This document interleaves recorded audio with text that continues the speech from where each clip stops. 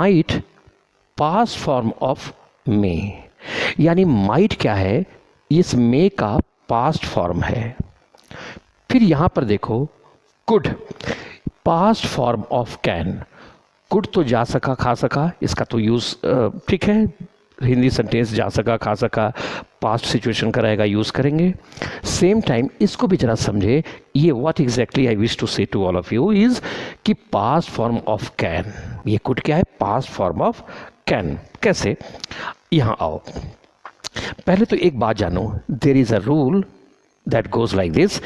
Rule says कि when a sentence consists of two or more clauses and if the first clause is in the past form, all the coming clauses will surely remain in the past form. sentence में दो या दो से अधिक clauses हो और अगर पहला clause past form में हो तो आने वाला क्लाउज या क्लाउजेस आने, उसके बाद एक क्लाउज भी आ सकता है, एक से अधिक भी आ सकता है, वो सारा क्लाउजेस पास्ट फॉर्म में ही रहना चाहिए। या जैसे एक देखो, रवि कहता है वह इसे कर सकता है। अब यहाँ से लेकर यहाँ तक तो सेंटेंस हुआ, एक सेंटेंस हुआ, यहाँ से लेकर यहाँ तक एक सेंटेंस हुआ। अब इस सेंटेंस में कितना क्लाउजेस है, एक। रवि कहता है, ये एक क्लाउज हुआ। रवि कहता है वह इसे कर सकता है, ये दूसरा क्लाउज हुआ। इट मीन्स इसमें दो क्लाउज है। तो वही अगर ये पास्ट फॉर्म में रहेगा तो आने वाला भी पास्ट फॉर्म में ही रहेगा। रवि कहता है, सिंपल प्रेजेंट टेंस या present indefinite tense, Ravi says that he can do this work. इसको देखो, ये सेज क्या है, प्रेजेंट फॉर्म में है, प्रेजेंट फॉर्म में है। अब आइए, रवि कहा कि वह इसे कर सकता है, तो हम लोग क्या कहते हैं, रवि कहा, ये simple past tense, I mean past indefinite tense का है, तो रवि सेड दैट वह इसे कर सकता है, वह इसे कर सकता है। फिर हम लोग देखे, जा सकता है, खा सकता है, कर सकता है, कैन किए, ही कैन डू दिस। अब अगर हम लोग ऐसा किए तब हम लोग गलत हो गए, क्योंकि सेकेंड सेंटेंस वह इसे कर सकता है, ही कैन डू दिस, ये गलत हो गया। क्यों गलत हो गया, यहाँ पर तो वह इसे कर सकता है, ही कैन डू दिस किए, ये तो सही है, यही बात तो यहाँ भी है, वह इसे कर सकता है, ही कैन डू दिस, तो गलत कैसे हुए। Understand, this is what the rule says. Since the first clause, look at this place, look at this verb said, this is the past form of say, यह say का past form है, तो यानी पहला क्लाउज पास्ट फॉर्म में है। फिर हम ये नहीं देखेंगे, irrespective of the way it is written, जा सकता है, जा सका, कुछ भी हो, इसको नहीं देखेंगे। वह इसे कर सकता है तो कैन नहीं करेंगे। Since the first clause is in the past form, तो आने वाला क्लाउज भी पास्ट फॉर्म में होगा, तो इस कैन को क्या करोगे, इस कैन को, कैन का पास्ट फॉर्म क्या होता है, तो ये कैन का, ये क्या है, पास्ट फॉर्म ऑफ कैन।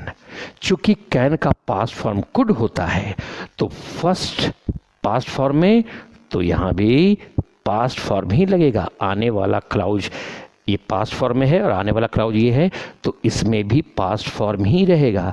यानी ही कैन डू दिस, ये गलत, तो कैन का पास्ट फॉर्म कुड करना ज़रूरी है। अब हम लोग ये नहीं देखेंगे कि जा सकता है कि क्या है, नहीं। Now the sentence is correct. अब ये सेंटेंस हुआ जब हम लोग कुड किए। यहाँ ये प्रधानमंत्री घोषणा करते हैं कि वह इस योजना को वापस ले सकते हैं, ठीक। तो चलिए मे का यूज़ करते हैं। I think this is a doubt, कहीं कोई दिक्कत नहीं है। The PM announces that he may withdraw this scheme, correct. अब इधर आइए, प्रधानमंत्री घोषणा किए कि वह इस योजना को वापस ले सकते हैं, तो इसका हम लोग क्या बनाए, द PM announced, चूँकि घोषणा किए, काम खत्म, simple past tense. The prime minister announced that he may withdraw this scheme। अब ये सेंटेंस ये फिर गलत हो गया। क्यों गलत हो गया, पहला क्लाउज क्या है, अनाउंस, पास्ट फॉर्म में है, पास्ट फॉर्म में है, तो रूल सेज कि the first clause when is in the past form, coming clause should also remain in the past form necessarily. तो आने वाला क्लाउज भी पास्ट फॉर्म में ही रहना चाहिए. तो ये मे का पास्ट फॉर्म क्या होता है? This is what I am trying to make you understand. Might is what is might? Might is the past form of may. इसी बात को समझाना चाह रहे हैं कि माइट क्या है, मे का पास्ट फॉर्म में यूज़ किया जा सकता है, किया जाता है. तो आप इस मे को माइट में बदलें. माइट. अब ये सेंटेंस ये सही होगा. तो यहाँ पर मे किए क्यों किए? क्योंकि पहला क्लाउज प्रेजेंट फॉर्म में था, दूसरा क्लाउज पास्ट फॉर्म में है. It is our compulsion to use the past form of may. Now understand this thing with one more example. अब यहाँ देखो, द सेंटेंस इज कि प्राची शिक्षक को सूचित करती है कि वह वर्ग में शामिल नहीं होगी. एज पर requirement we shall use tense. Prachi शिक्षक को सूचित करती है. अब द सेंटेंस इज प्राची कह रही थी वह वर्ग में शामिल नहीं होगी. अब प्राची कह रही थी कि वह वर्ग में शामिल नहीं होगी. The sentence is Prachi was saying, चूंकि ये पास्ट कंटिन्यूअस टेंस है, that she will not attend the class. तो क्या ये सही है? अब देखो यहाँ पर है कि वह वर्ग में शामिल नहीं होगी. तो ये है सी विल नॉट, विल का यूज़ किए हैं, she will not attend the class. यहाँ पर भी है वह वर्ग में शामिल नहीं होगी. तो she will not attend the class, will का यूज़ किए हैं.